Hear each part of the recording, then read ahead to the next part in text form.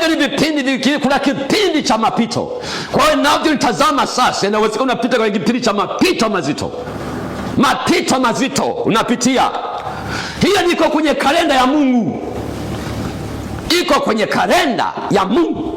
Kabla hatujamuona Mungu, huwa tunatangulia kumuona shetani kwanza. Kwa sababu ukitangulia kumuona Mungu kabla ya kumuona shetani, maana yake ni kwamba utakuwa umeenda kinyume. Kwa sababu ndio maana angalia, mtu anayeanza maisha na kwenda menyoka, mteremko tu, anakwenda menyoka kule mbele, angalia anavyokuja kumaliza vibaya. Kwa sababu hajanyenyekeshwa, hana kitu, hana uzoefu. Na ndio maana Mungu wetu sisi huwa yuko makini sana kutuinua kwa habari ya mafanikio. Kwa sababu anatupenda sana. Kwa sababu Mungu yeye ambacho huwa anaugua kwa ajili yake huwa ni mafanikio, sio mapito.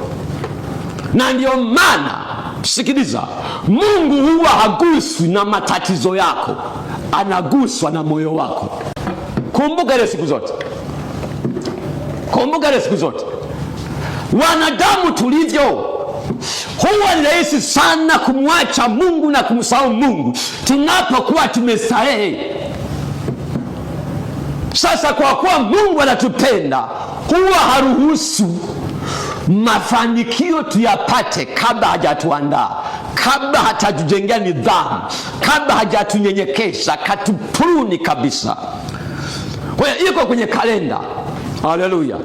Ili sasa unapokuwa umetoka kwenye tanuru la moto, utatoka kama dhahabu. Haleluya. Kwa hiyo maana yake hiyo ndio kalenda ya Mungu.